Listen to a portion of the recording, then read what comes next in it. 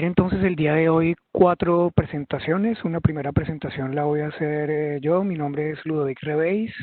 Yo soy asesor regional en evidencia e investigación y con mi colega Joao Toledo estamos manejando el tema de manejo clínico para la respuesta COVID. Adicionalmente, posteriormente tendremos una presentación por parte del doctor Ogino Sosa, que va a hablar específicamente del tema de manejo clínico, particularmente en pacientes leves y moderados y enfocado al tema, obviamente, de áreas remotas y rurales, que es donde pues estamos enfocando la presentación del día de hoy. Posteriormente mi colega Joao Toledo y luego vamos a ir presentando cada uno de ellos. Les voy a pedir que se presente muy rápidamente. También va a estar presentando el tema de prevención y control de infecciones. Y por último vamos a tener al doctor Luis de la Fuente, que también es asesor regional de OPS, que nos va a hablar del tema del transporte de los pacientes y también del manejo de emergencias. Entonces, sin más, voy a pasar muy rápidamente a la presentación mía, que es algo introductorio. Y estoy aquí teniendo problemas para pasar la diapositiva. Ya.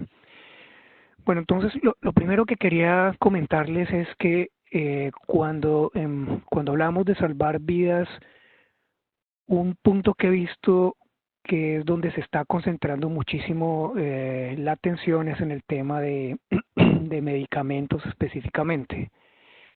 Sin embargo, el salvar vidas, cuando entramos a mirar de manera específica, vemos obviamente que vamos a lo básico, que es la reducción de la transmisión.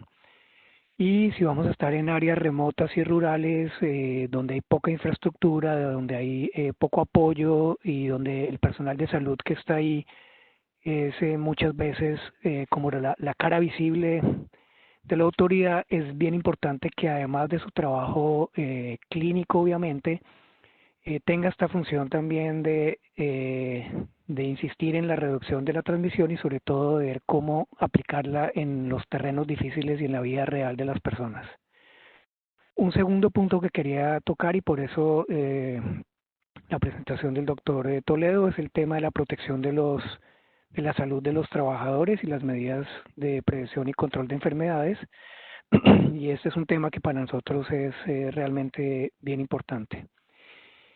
Y luego, además de los temas, obviamente, de manejo farmacológico, está el tema que es bien, es absolutamente relevante, que es el tema de la organización misma de los servicios, de tener el acceso mismo a los dispositivos, a los medicamentos y a los diferentes manejos que se tengan, el acceso al transporte de los pacientes, a la comunicación con otros especialistas. Entonces es bien importante que todo esto, digamos, forme parte de la respuesta misma y no nos concentremos únicamente en la atención específica del paciente. Un punto adicionalmente que queríamos resaltar es el tema de seguridad del paciente de manera específica, y en esto hemos visto que hay desde los últimos 5 meses han aparecido una gran cantidad de estudios clínicos, y dentro de estos estudios clínicos hemos visto que hay casi 250 diferentes opciones que se están investigando. Y cuando entramos a ver la lista de esas opciones, la gran mayoría de las investigaciones se han concentrado en una cantidad menor de estas opciones terapéuticas, pero lo que nos ha llamado la atención y nos ha preocupado es que de este listado de 250 ha habido, digamos, se han venido tomando algunas de estas que no tienen evidencia, muchas veces la tienen específicamente en estudios in vitro, y en base a estos estudios entonces se han empezado a dar diferentes combinaciones de medicamentos, y entonces hemos visto que se empezó a dar inicialmente la hidroxicloroquina, la cloroquina. Ya vimos, y más adelante lo comentaré, pues los estudios realmente que no la apoyaron. y posteriormente esto ha sido, digamos, reemplazado por otros medicamentos u opciones como la ivermectina. Se dan antibióticos inicialmente en pacientes leves, y un listado de medicamentos que realmente todavía no tienen el sustento y la evidencia para darlos. Eh, y esto es algo que es problemático. Digamos que inicialmente uno pensaría, bueno, si tengo una población de pacientes con una enfermedad grave que se pueden complicar y que tiene una mortalidad alta en aquellos que están hospitalizados y particularmente en cuidado intensivo, entonces uno podría tender a pensar que obviamente hay que hacer y tener intervenciones y tratar de buscar soluciones con lo que se tiene a mano, y es un poco pues el reflejo que hemos tenido. Pero es bien importante ver que es necesario hacer ensayos clínicos aleatorizados, y que la opinión a veces de los expertos, o incluso el manejo mismo que se está dando por parte pues de protocolos de manejo a nivel nacional o regional, en que se incluyen algunos de estos medicamentos, no están teniendo necesariamente en cuenta algunos sesgos y algunos problemas específicos que tienen estos medicamentos o que pudieran tener como tal. Y en estos es bien importante que eh, ustedes han visto que los estudios que se han hecho y que han mostrado algún tipo de efectividad son estudios que requieren tamaños de muestras muy grandes. Entonces, por ejemplo, el estudio este Recovery, en que se evaluó la hidroxicloroquina, se evaluó el remdesivir, se evaluó el tratamiento estándar, son estudios que tienen en cada brazo 1.500 pacientes, porque es muy difícil, digamos, el efecto que tienen estos medicamentos es pequeño. Yo necesito unos tamaños de muestras muy grandes. Y el punto por el cual menciono esto es que la experiencia clínica, y yo trabajé de clínico más de 20 años antes de trabajar en OPS, pero la experiencia clínica de nuestros pacientes obviamente nos da un conocimiento y una visión que es la visión de lo que vamos viendo nosotros día a día, pero que incorpora obviamente algunas limitaciones, y es que muchas veces los pacientes que no les fue tan bien no regresan a consulta, o tienen complicaciones y van a los hospitales, y entonces se introducen algunos sesgos cuando uno está haciendo la evaluación de los propios pacientes. Entonces, eso se traduce también a los estudios observacionales que están reportándose la mayoría de series de casos, en que se hace seguimiento de un brazo, o se incorporan pacientes que tienen diferentes intervenciones, diferentes comorbilidades, y luego se hacen análisis estadísticos y encontramos resultados diferentes. Entonces, de ahí la importancia de que realmente busquemos siempre tener la información de lo que se tiene de estudios aleatorizados. Y cuando se incorporen medicaciones o tratamientos sin tener necesariamente toda la evidencia, digamos que hay una manera de hacerlo para garantizar la seguridad de los pacientes. Y esos pasos deben seguirse, y deben seguirse pues de una manera clara, porque si no, vemos que pueden tener complicaciones importantes. ¿Qué hemos venido nosotros haciendo en OPS? Hemos venido haciendo entonces unas revisiones sistemáticas de más de 25 intervenciones de ese listado largo que tenemos, y dentro de estas intervenciones nosotros hemos incorporado todos estos medicamentos que están siendo, digamos, o bien recomendados en algunas veces, o algunos que tienen potencial, y sobre cada uno de ellos, entonces, semanalmente estamos buscando la evidencia de los estudios in vitro, de los estudios observacionales, de los ensayos clínicos aleatorizados, y incorporando esa información, haciéndole un análisis específico de la calidad de la evidencia, haciendo los metaanálisis y viendo realmente cuándo está apoyando como tal el, eh, el que se den estos medicamentos. Entonces, esto es una lista de algunos de ellos que tenemos, y aquí tenemos, como ustedes ven, el remdesivir, tenemos el tocilizumab, la ivermectina, la hidroxicloroquina, los corticoides, el suero convalecientes, el interferón, y varios de los que ustedes han visto y algunos más que no están en este listado que estamos siguiendo también. Y eso lo publicamos eh, frecuentemente en la página de la OPS con toda la información actualizada que tenemos. Entonces, esta introducción era para decirles que los algoritmos y la información de la que vamos a hablar ahora y que el doctor Ojino Sosa muy amablemente va a presentar, la incorporamos tanto en una guía para el cuidado crítico de pacientes adultos. Esto es una guía hecha con toda la evidencia que en este momento hicimos la actualización la semana pasada y la publicaremos muy probablemente la actualización la próxima semana. En esta lo que hacemos es el manejo de los pacientes eh, severos y críticos y miramos el tema respiratorio, hemodinámico, o sea, no solamente el tema de medicamentos, o sea, tenemos casi 70 preguntas, también el tema de rehabilitación, de prevención y control de infecciones. Entonces, es una guía amplia donde tenemos toda la evidencia que en este momento podemos con confianza recomendar para el manejo de los pacientes. Y adicionalmente, basado en esta evidencia y basado pues en otras búsquedas que hicimos, desarrollamos también el algoritmo de manejo para pacientes leves y pacientes moderados.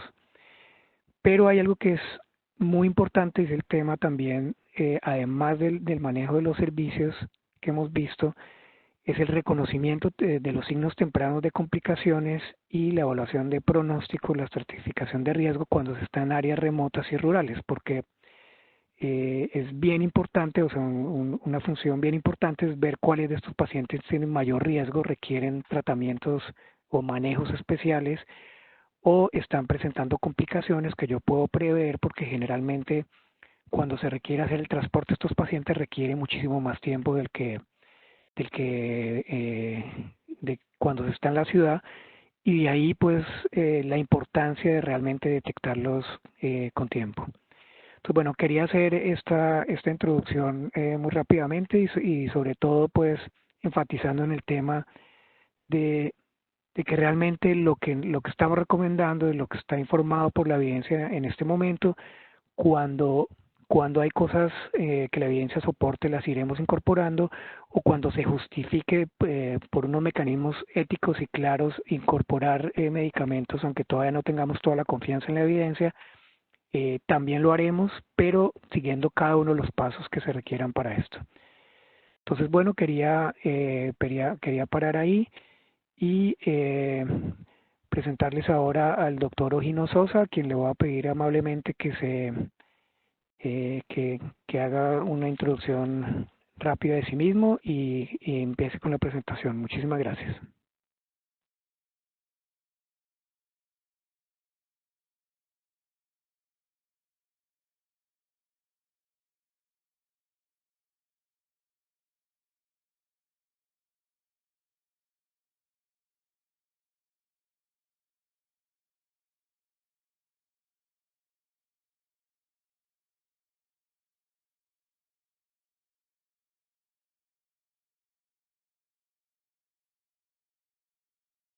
No te escuchamos, Ojino, y creo que está subiendo apenas la presentación. Hola, buenas tardes. Sí, perdón, es que estoy aquí tratando de subir la presentación en un segundo y ya la subo. Sí, puede ser Bueno, mientras tanto, compartir pantalla a veces funciona mejor. ¿sí? Ok, déjame. ¿Dónde está? Es que ven aquí, share.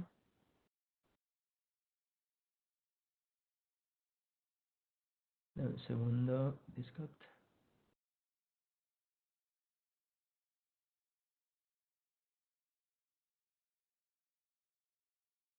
No sé, se está subiendo. Bueno, sí me escuchan, ¿verdad? Muy buenas tardes, tengan todos ustedes.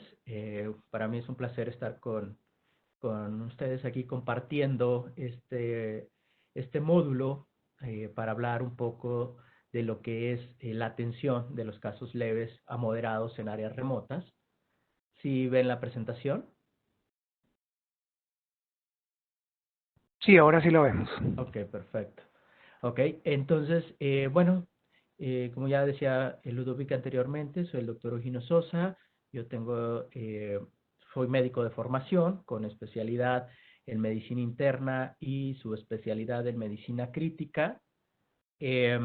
Actualmente laboro en la parte administrativa en el Centro Nacional de Excelencia Tecnológica en Salud como director del área de guías de práctica clínica y también en la terapia intensiva de un hospital aquí en la Ciudad de México. Entonces vamos a hablar un poco de lo que son los aspectos clave de lo que es la atención de los casos leves a moderados en áreas remotas. Bueno, esta es la agenda propuesta de lo que vamos a comentar, un poco de antecedentes para hacer más que nada la parte introductoria y recordatorio de lo que estamos viviendo en la actualidad, la presentación clínica de lo que es la enfermedad por COVID-19, cuáles son los signos de emergencia que vamos a tener siempre presente para, obviamente, monitorear de manera estrecha a aquellos pacientes que lo requieran o que en su momento tengamos que referir a un centro de atención más cercano. ¿Cuál sería el abordaje terapéutico de los casos leves a moderados? Así como qué criterios tendremos que tomar en cuenta, que va muy alineado a los signos de emergencia de los que vamos a comentar más adelante. Y al final, pues vamos a hacer una serie de conclusiones sobre qué hacer y lo más importante, qué no hacer con los pacientes que tienen una situación leve a moderada en esta población. Bueno, ya algo de antecedentes, todos sabemos que en diciembre del año pasado pues surgió en esta provincia, en Wuhan, en China, pues los casos de neumonía, inicialmente que se reportaron a la Organización Mundial de la Salud y que después de un cierto tiempo, más o menos en febrero, se identificó el virus responsable de esta neumonía, denominado como SARS-CoV-2, como el causante del síndrome respiratorio agudo grave por coronavirus tipo 2. Y bueno, se denominó esta enfermedad como enfermedad por coronavirus o COVID-19, que comúnmente nosotros la conocemos a partir del mes de febrero. Como una parte de lo que es el virus, este virus pertenece a lo que es la familia de virus RNA de una sola cadena, pues provocan una diversidad de enfermedades. Sin embargo, la más importante o la más significativa es la respiratoria, pero también pueden llegar a afectar esta familia de coronavirus a nivel entérico, hepático, a nivel neurológico. E históricamente ya hemos tenido nosotros dos situaciones relacionadas con coronavirus, que fue la del SARS-CoV, bueno, que afectó a más de 8,000 personas con una mortalidad del 10%, y el MERS-CoV con una mortalidad hasta del 35%, ¿no? Entonces, esta familia de coronavirus, y en específico el SARS-CoV-2, pues pertenece al género de beta coronavirus, que se puede identificar en humanos, en murciélagos y en otros animales silvestres como reservorio de este virus. Pero bueno, lo importante de todo esto que ya hemos conocido es cómo se presenta la afectación clínica o cuál es la presentación clínica de la enfermedad por COVID-19. Y bueno, antes que nada vamos a hablar cuáles son los mecanismos más importantes de transmisión. De hecho, en estudios ya epidemiológicos y virales, bueno, sugieren que la transmisión se da por diferentes mecanismos, pero principalmente de personas sintomáticas a otras que están en contacto estrecho y a través de las gotas respiratorias que salen, ya sea por toser, por hablar, por un estornudo, y pueden llegar a contagiar a otras personas. Así como también tener ese contacto directo con personas infectadas. Esto vamos a hablarlo más adelante, que pueden ser portadores asintomáticos o el contacto con objetos o superficies contaminadas. Y este dato es muy interesante porque el virus, dependiendo de la zona o la superficie donde se encuentre, puede tener una vida o sobrevida hasta de 6 horas, y esto hace que incremente el riesgo o la posibilidad de contagio cuando se tiene contacto no solamente con la persona contagiada, sino también con las áreas u objetos a los cuales está expuesto el paciente. El periodo de incubación entre lo que es la exposición del virus al inicio de los síntomas puede variar de entre 5 a 6 días o hasta 14 días para que se presenten los síntomas. Y ojo, esto también es importante porque este periodo que puede ser presintomático entre el 1 al tercer día, la persona también o el paciente puede ser contagioso, es decir, puede transmitir la enfermedad a las personas que estén cercanas de ellos. De hecho, es uno de los mecanismos que actualmente hemos visto porque muchas personas asintomáticas o en este periodo presintomático que han tenido contacto con personas o superficies contaminadas, pues transmiten aún más lo que es el virus. Y lo más importante es que la detección del virus en una persona puede durar hasta 20 días, entre un rango de 17 a 24 días, pero en algunos casos, y lo hemos visto, como pacientes pueden permanecer positivos incluso más de los 20 días y se ha reportado que hasta 37 días los pacientes pueden llegar a presentar lo que es la detección del virus.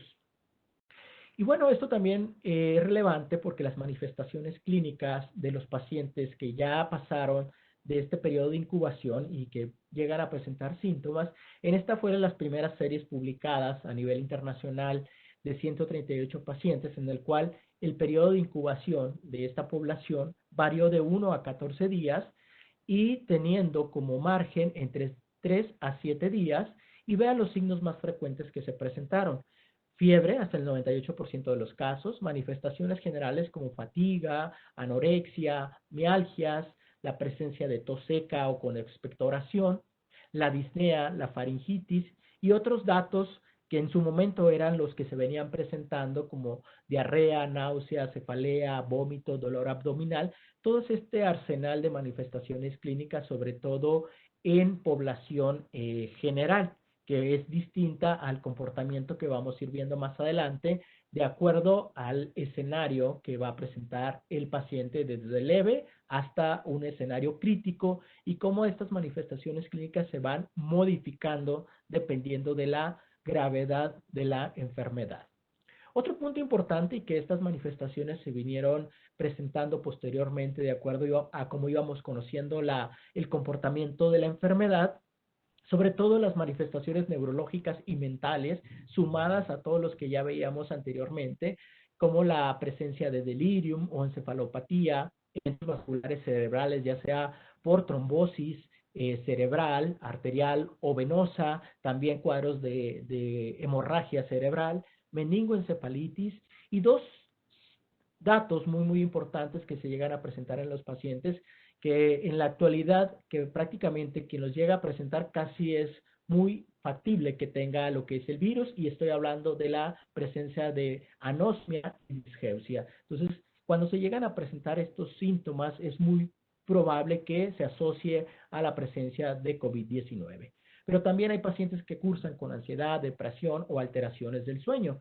Pero si se dan cuenta, de acuerdo a lo que dice la lámina, la presencia de ansiedad y depresión son más común en pacientes hospitalizados. Así, lo que es delirium y agitación es más frecuente en aquellos pacientes en una unidad de cuidados intensivos. Sin embargo, todos estos datos hay que tenerlos presentes por si los llega a presentar alguno de nuestros pacientes en estas áreas o con síntomas leves a moderados. Y otro punto importante es que las manifestaciones clínicas por COVID en niños son más leves que en los pacientes adultos y pueden llegar a presentar el arsenal de manifestaciones. En este cuadro que les estoy presentando, este viene en la guía de la OMS, en el cual son los síntomas que ya habíamos visto y cuál es el porcentaje de presentación y cómo, dependiendo de ciertas poblaciones, pueden llegar a presentar otro tipo de síntomas a nivel gastrointestinal, disnea, etcétera, ¿no? Y algunos factores de riesgo, que también esto es importante que nosotros tengamos en consideración, que el comportamiento de la enfermedad va a ser distinto, no solamente con la edad, sino también con las comorbilidades que tengan los pacientes. Vean cómo en la parte inferior hace referencia a que aquellas personas con mayor de 60 años tienen mayores riesgos, o enfermedades crónicas no transmisibles como la diabetes, la hipertensión, enfermedades cardíacas, el tabaquismo, entre otras, se asocian a mayor severidad o gravedad de la enfermedad, pero también al riesgo de mortalidad. En esto ejemplifico lo que ha sucedido en diferentes partes del mundo. Por ejemplo, las comorbilidades que tan frecuentes son dependiendo del país donde se presente la enfermedad. Vean cómo en China los tres padecimientos más frecuentemente asociados era la presencia de hipertensión, enfermedades cardiovasculares y diabetes. En los Estados Unidos, la principal causa es hipertensión, en segundo lugar obesidad y en tercer lugar diabetes. Y, por ejemplo, en una población en México, la comorbilidad más frecuente que se ha encontrado es obesidad, hipertensión y diabetes. De alguna manera, tanto en Estados Unidos como México refleja pues la realidad que vivimos nosotros como países de la región latinoamericana y cuáles son las principales comorbilidades que se presentan, a diferencia de los países asiáticos, en los cuales pues la obesidad no es uno de los problemas que ellos tengan, pero que en nuestro contexto sí se toma en cuenta como un factor que puede incrementar el riesgo de gravedad y de mortalidad en nuestros pacientes. Bueno, las manifestaciones clínicas o la presentación clínica de los pacientes con COVID, pues puede ir desde un caso leve, moderado, grave o crítico. Y como pueden ver en la imagen de su lado derecho, también dependiendo del estudio de imagen, pues también vamos a evaluar la gravedad del padecimiento, sobre todo a nivel respiratorio, que es el principal órgano afectado o sistema afectado en los pacientes con COVID y que vamos a ir dilucidando de uno por uno. ¿Por qué es importante que hagamos esta diferenciación para poder nosotros catalogar a nuestros pacientes y decidir cuál va a ser su manejo desde si continúo en casa, qué intervenciones vamos a cuidar o vigilar y cuáles son los factores y medicamentos que vamos a dar a este tipo de pacientes? Los pacientes que cursan con los síntomas que ya hemos visto previamente y que están catalogados como leves, pues son aquellos pacientes que tengamos sospecha o caso confirmado de COVID-19. Y por fortuna, casi la mitad de los pacientes, habitualmente un 40% de los casos con COVID corresponden a casos leves y son pacientes sintomáticos que cumplen con la definición de caso para COVID-19 que pueden llegar a presentar los síntomas que ya veíamos en láminas previas, pero no tienen evidencia de que estén cursando con neumonía o hipoxemia. Entonces, este es lo que lo va a diferenciar de los casos que vamos a ver más adelante y los vamos a catalogar como leves. Más adelante vamos a hacer hincapié con base a las intervenciones que nosotros vamos a dar a estos pacientes y dependiendo de si son leves o moderados. A diferencia de los casos leves, los casos moderados pues también son aquellos pacientes que tenemos la sospecha o el caso confirmado de COVID-19 y también el 40% catálogo. Es decir, que nosotros podemos manejar en áreas remotas o tener contacto hasta con el 80% de los casos de leve a moderado, que implica parte del 100% de los casos con COVID. ¿Y cuál es la diferencia entre un caso moderado a un caso leve? Pues que en este caso vamos a tener nosotros la presencia ya de neumonía y los signos clínicos que nos orientan a que el paciente esté cursando con neumonía. Uno es que presente fiebre, tos, disnea y taquipnea. Entonces, si ven, los síntomas respiratorios aquí van a predominar por la afectación a lo que es el sistema respiratorio, pero no va a tener signos de neumonía grave, refiriéndonos sobre todo a que la saturación va a ser mayor al 90% al aire ambiente. Es decir, podrá tener disnea de grandes esfuerzos, de moverse de su recámara a la cocina, de la recámara al baño, etcétera, y tener datos leves de disnea o de dificultad respiratoria, pero esos pacientes no hacen hipoxemia al aire ambiente. Y aquí pues el diagnóstico puede ser tanto clínico, las imágenes pueden orientarnos a si hay afectación. Lo más accesible es una radiografía de tórax que podemos nosotros encontrar datos compatibles con afectación a nivel pulmonar o en algunos centros podríamos tener ya acceso a otras tecnologías como es la tomografía computada de tórax, el ultrasonido, que pueden ayudarnos a nosotros a el diagnóstico o identificar o excluir alguna complicación a nivel pulmonar. Entonces, como se podrán dar cuenta, el 80% de los casos van a caer dentro de estas dos categorías, entre casos leves y casos moderados. ¿Y cuál es la diferenciación entre cada uno de ellos? dependiendo si hay la presencia o no de neumonía, así como también de disnea y en algunos casos pueden llegar a desaturación. Pero también es importante que no solo conozcamos o aprendamos a identificar un caso leve y un caso moderado, sino también cuando saber que se trata de un caso grave o un caso crítico, que ya esto sale un poco de la parte del manejo que nosotros vamos a implementar en áreas remotas. Vean cómo los casos graves constituyen el 15% de los casos del 100% de los pacientes con COVID.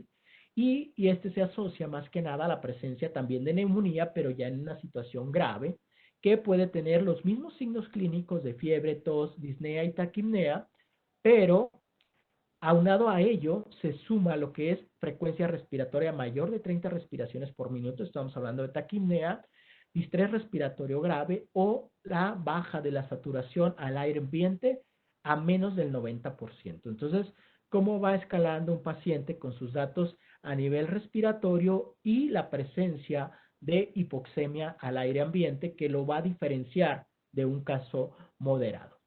Si esto progresa, la presencia de la neumonía y hay otros datos que se puedan agregar y lo podamos nosotros catalogar como casos críticos, que afortunadamente los casos críticos vienen siendo un mínimo porcentaje, que es más o menos el 5% del total de los casos que van a progresar a una situación crítica. Es decir, estos pacientes inician dentro de una semana de la afectación clínica y pueden tener síntomas respiratorios nuevos o que van empeorando. ¿Y cuáles son las principales complicaciones en pacientes críticos? Bueno, que hay una falla respiratoria aguda, el síndrome de insuficiencia respiratoria aguda, que nosotros lo conocemos como SIRA en las unidades de cuidados intensivos, que aunado a ello también se presenten datos de sepsis, de choque séptico, tromboembolismo venoso, falla multiorgánica, principalmente la presencia de lesión renal aguda y falla cardíaca aguda. Es importante hacer mención que una de las principales complicaciones en los pacientes con COVID que llegan a un estado crítico por falla respiratoria aguda es la lesión renal aguda. Siempre puede llegar a presentarse desde un 30 hasta un 50% de estos pacientes y un porcentaje de ellos requerir tratamiento sustitutivo de la función renal. Pero bueno, este es el paciente catalogado como crítico y obviamente este paciente se tienen que referir pues a un área de atención o área especial de pacientes con COVID que se le pueda dar manejo a esta pequeña población que requiere de cuidados críticos. Y vean, esto es también lo que la OMS pone como una tabla de estos pacientes, cómo se catalogan clínicamente, qué podemos encontrar nosotros en los estudios de imagen y así como también la presencia de los infiltrados y cómo lo vamos a catalogar. Esto es prácticamente para conocimiento de todos nosotros de cuál es la ruta que puede seguir un paciente, que puede ser desde leve hasta crítico y cómo lo vamos a diferenciar clínicamente, radiológicamente y obviamente ya con algunos estándares más avanzados en los que tengamos nosotros en las unidades hospitalarias. Pero también es importante, así como decíamos, bueno, la presentación clínica nos va a permitir a nosotros catalogar a nuestros pacientes. Sabemos que algunos pacientes van a tener factores de riesgo, ya mencionábamos como la presencia de la edad, mayores de 60 años, o algunas comorbilidades. Y algunos factores nos pueden a nosotros orientar a qué puede predisponer a síndrome de insuficiencia respiratoria aguda o riesgo de muerte en esta población. Vean cómo la presencia de la disnea es uno de los datos pivotes que nos puede orientar a nosotros que ese paciente pudiera llegar a complicarse y las comorbilidades más importantes, la presencia de hipertensión y diabetes, y si lo queremos contextualizar a nuestra población, sumar lo que es la presencia de la obesidad. De todos estos factores que ya hemos hablado, los que han demostrado que se asocia a mayor riesgo de insuficiencia respiratoria aguda y muerte es la edad mayor de 60 años. Vean cómo tiene un riesgo de 226% veces más de complicarse, así como la presencia de algunos datos de laboratorio como los que menciono en la parte inferior, que han reportado hasta un 14% más la presencia de neutrofilia, un 61% veces más el riesgo de estos padecimientos con la DHL elevada o el dímero D en un 3%. Entonces, son factores que a nosotros nos van a orientar y saber qué pacientes en su momento que estén cursando con un episodio leve que puede progresar a moderado o los de moderado que pueden progresar a un estado grave o crítico. Y ya les mencionaba como algunos estudios en aquellos que tienen unas escalas pronósticas altas, como lo es el SOFA o la presencia de la erosión renal aguda, pues son factores que también nos van a orientar a que tienen mayor riesgo de mortalidad. Entonces, para eso es importante que nosotros hagamos una estratificación clínica con factores de riesgo para determinar qué pacientes potencialmente se pudieran llegar a complicar. Y otro dato importante que nosotros tenemos que tomar en cuenta, pues son los signos de emergencia. Es decir, siempre a nuestros pacientes, así sea leve o moderado, tenemos que explicarle qué signos de emergencia deben de tener presente para evaluar su evolución y en su momento considerar ajustes en el manejo o referencia a un centro hospitalario más cercano. Vean cómo los signos de emergencia son aumento en la dificultad respiratoria con mayor de 20 respiraciones por minuto, pueden presentar cianosis en labios y en el rostro, haya mayor debilidad, dolor persistente en el pecho, la desaturación a menos del 90% y otros datos como hipotensión, mareo, confusión, pérdida del conocimiento, etcétera. Entonces, todos estos signos los debemos de tener siempre presentes para que el paciente los tenga también y detectar si pudiera cursar con alguno de ellos. Bueno, nosotros también es importante que hagamos un diagnóstico diferencial porque en nuestra región hay enfermedades de países o de ciertas regiones del propio país en el cual es probable que haya una coinfección, ya sea con malaria, con dengue, con chikungunya, con tuberculosis, fiebre tifoidea y sobre todo con influenza, que es importante que nosotros hagamos la diferenciación entre estas patologías o que puedan coexistir en un solo paciente y que es importante que con base a los protocolos de cada región, pues nosotros hagamos el diagnóstico y el tratamiento conjunto en caso de llegar a presentar alguna de esta enfermedad. Pero bueno, ¿cómo vamos a hacer nosotros el manejo terapéutico de estos pacientes dependiendo de la situación en que se presente, si es leve, si es moderado, si es grave o si es crítico? Ya Ludovic en su presentación anteriormente hacía referencia a toda la información que existe y cómo todo esto se ha venido a trasladar en guías de práctica clínica, en algoritmos de atención para facilitarnos a nosotros como usuarios o como profesionales de la salud el abordaje de estos pacientes. Y lo vamos a hacer de la siguiente manera. Obviamente, pues tenemos que establecer el diagnóstico clínico para determinar en qué estadio o en qué fase se va a encontrar nuestro paciente, si es leve o moderado. En algunos pacientes es posible hacer algunos estudios de gabinete, sobre todo en aquellas regiones donde tengamos acceso a ellos. Por ejemplo, hacer la PCR para SARS-CoV-2 del tracto respiratorio superior, ya sea una muestra nasofaringia o urofaringia. Laboratorios que podemos pedir nosotros para aquellos pacientes que van más que nada de graves a críticos y que, bueno, si se tiene acceso y poder tener como un estadio o una certeza de lo que está pasando con nuestro paciente, así como los estudios de imagen. Es importante también hacer referencia y educar a nuestra población que los anticuerpos para SARS-CoV-2 no se recomiendan para establecer el diagnóstico de infección reciente por COVID, porque algunos de ellos puede que ser que no estén presentes todavía o algunos que no lleguen ni siquiera a presentarlos. Entonces, el diagnóstico de certeza es a través de la PCR para SARS-CoV-2 de tracto respiratorio superior. Y aquí podemos ver en algunos estudios de imagen cómo podemos ver en una tomografía, en un corte, lo que es áreas en vidrio despulido o zonas de condensación, obviamente aquí hablando en pacientes con neumonía grave y en una situación que va de grave a crítico, pero que bueno, es lo que podemos nosotros observar, cómo hay un gran compromiso de los pulmones y hay poco pulmón sano que les permite a los pacientes de alguna manera hacer el intercambio de oxígeno. ¿Cómo manejar los casos leves? Los casos leves habitualmente no requieren hospitalización. estos pacientes los podemos mantener con aislamiento en casa o en instalaciones asignadas para pacientes con COVID. Y esto es importante, obviamente, comentarlo con los pacientes porque en los países de nuestra región y sobre todo en las áreas remotas, pues pueden vivir en hacinamiento y eso no permitir tener un adecuado aislamiento en casa que les permita tener su propia habitación, su propio sanitario, por ejemplo, o conservar una distancia al menos de 1 metro de distancia entre las personas con las que va a tener en contacto. Entonces, hacer la convalescencia en instalaciones asignadas para COVID. En cuanto al manejo de estos pacientes, pues el tratamiento prácticamente es sintomático. Aquellos pacientes que pueden llegar a presentar fiebre o dolor, ya sea mialgias, artralgias, etcétera, y siempre que sugerirles que deben continuar con su alimentación adecuada y con una hidratación apropiada.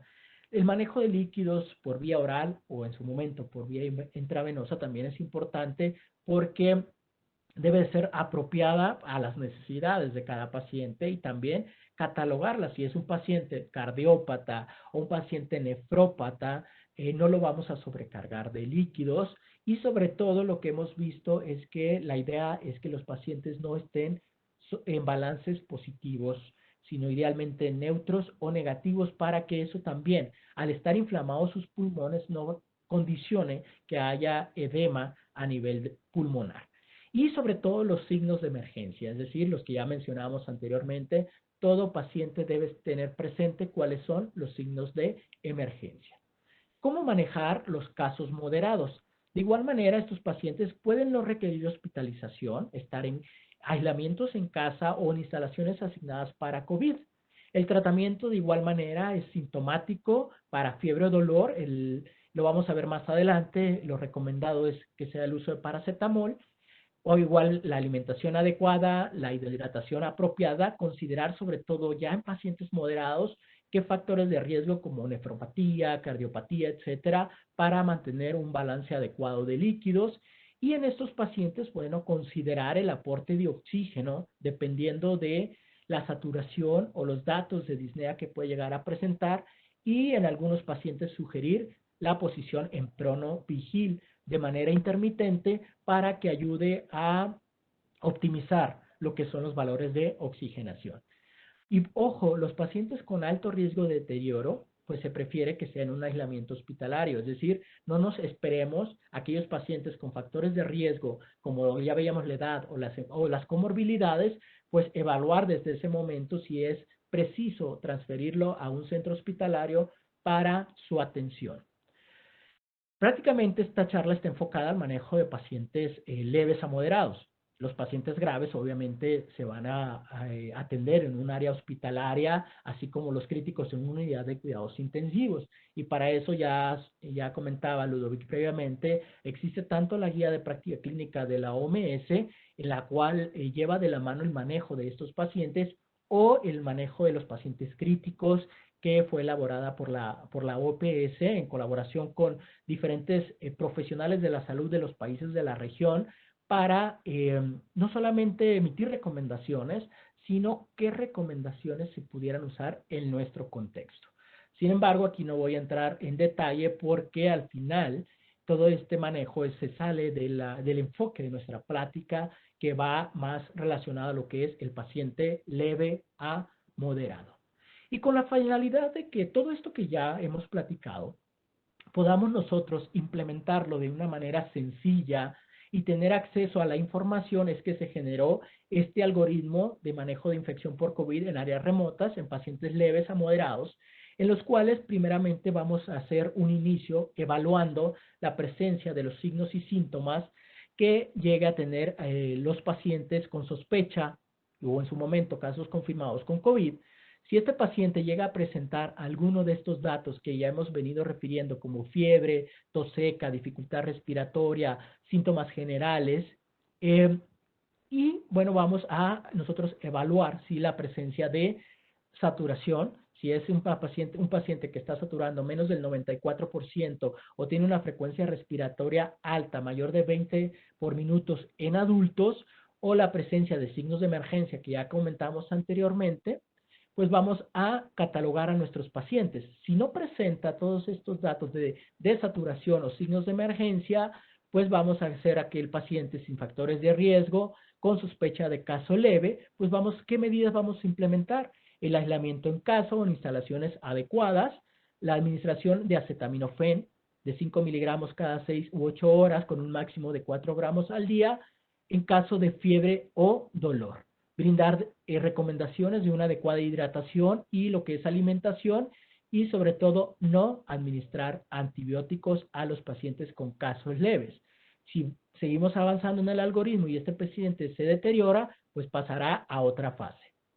¿Qué pasa con aquellos pacientes que pueden cursar con caso leve pero tienen más de un factor de riesgo? Pues vamos a evaluar si requiere aislamiento en casa o en instalaciones más bien asignadas para los pacientes con COVID. Vamos aquí a monitorear signos vitales y signos de emergencia. Los signos vitales básicos, presión arterial, frecuencia cardíaca, temperatura, la saturación y obviamente considerar en estos pacientes el aporte de oxígeno. En la siguiente lámina vamos a ver parte de cómo hacer la titulación y a través de qué insumos nosotros aportar oxígeno a aquellos pacientes que lleguen a requerirlo, sobre todo en los casos moderados con presencia de factores de riesgo. Y aquel paciente que presente desaturación y datos de emergencia, pues obviamente son pacientes considerados ya puede ser de moderado a grave y que en algún momento pueden evolucionar a crítico. Se puede aislar en lo que son instalaciones que sean apropiadas para ello, pero también en su momento, si es un paciente que potencialmente se pudiera referir a un siguiente nivel. Y en estos pacientes, obviamente, monitorear los signos vitales y de emergencia, considerar el aporte de oxígeno y administración de líquidos y solicitar, en caso de que se tenga acceso a exámenes de laboratorio como los que mencionábamos anteriormente y estudios de imagen. Estos pacientes que están en una situación ya avanzada, nosotros también es importante que se evalúe lo que es el riesgo tromboembólico. Recordemos que esta enfermedad no solamente es proinflamatoria, también condiciona un riesgo de protrombótico, es decir, de formación de coágulos en los pacientes y que esto puede aún más deteriorar a los pacientes y que dependiendo del riesgo en que caiga el paciente, que puede ser de bajo y moderado o aquellos que pueden ser alto, muy alto, si son de bajo a moderado, pues nosotros podemos evaluar, agregar a todo lo que es el manejo la administración de enoxaparina 40 miligramos al día como dosis profiláctica para el riesgo de trombosis. También, hasta aquí en riesgos moderados, no se recomienda administrar antibióticos al menos que se sospeche la complicación. Si ven en este algoritmo, existen cajas en la parte superior derecha donde especifica cuáles son los factores de riesgo, qué exámenes de laboratorio podemos utilizar, los exámenes adicionales y sobre todo los estudios de imagen que podemos tener. Ahora, aquellos pacientes que requieran de aporte de oxígeno o posición prono-vigil intermitente, ¿cómo lo vamos a ir haciendo nosotros? De manera escalonada, dependiendo de las necesidades y del deterioro que vaya teniendo nuestro paciente. Si el paciente presenta signos de emergencia, es decir, una saturación menos del 90%, frecuencia respiratoria mayor de 24 respiraciones por minuto, así como la presencia de neumonía, se recomienda iniciar oxígeno a 5 litros por lo que es lo que es la cánula nasales o lo que son las puntas nasales y lo que es el flujo intermitente de lo que es la posición prono-vigil. Obviamente favorecer la eliminación de secreciones, mantener de manera constante, evaluar la respuesta del paciente al aporte de oxígeno y los signos de emergencia y siempre ser conservadores con lo que es la administración de líquidos. Si una vez instalado esta estrategia de oxígeno a 5 litros por minuto, el paciente aumenta el distrés respiratorio y la saturación continúa a menos del 90%, se recomienda escalar a máscara de oxígeno, es decir, con un flujo de oxígeno entre 6 a 10 litros, de manera que también lo podamos utilizar lo que es la posición prono-vigil de manera intermitente y evaluar la presencia de signos de deterioro.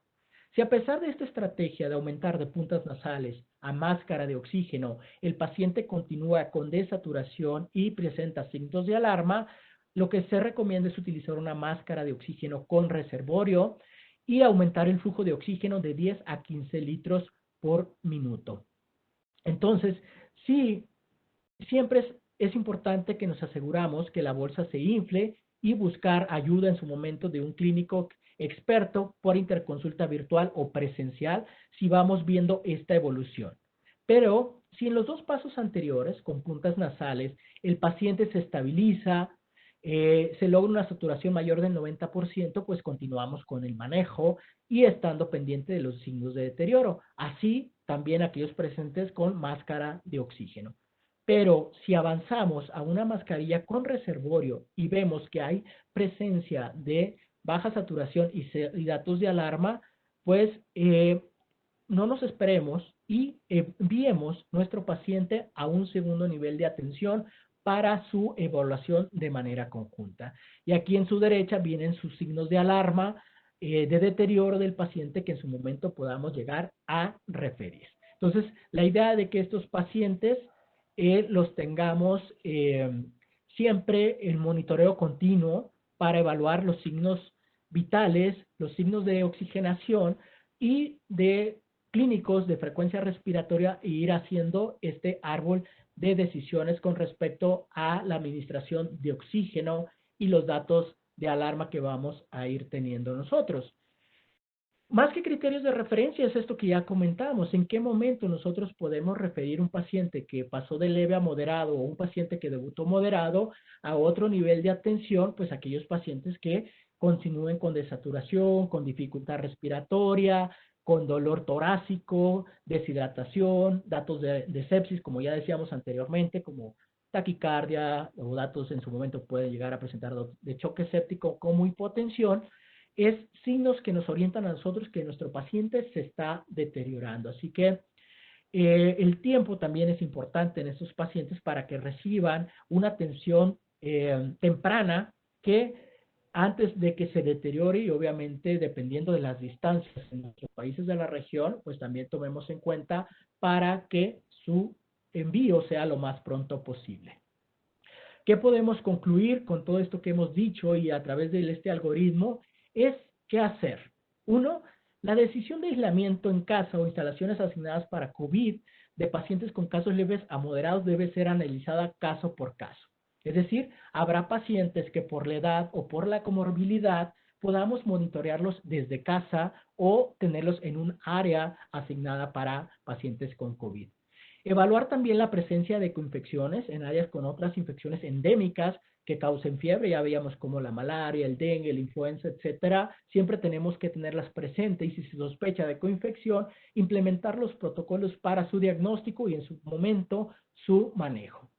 Los pacientes con factores de riesgo de enfermedad grave deben ser monitoreados estrechamente, es decir, estos sí tenerlos en un área asignada para COVID para estar monitoreando sus signos vitales y de oxigenación y de en su momento que pudieran deteriorarse y enviarse a un centro hospitalario. Los casos moderados también se deben de monitorear los signos y síntomas de deterioro de la enfermedad, no solamente los leves.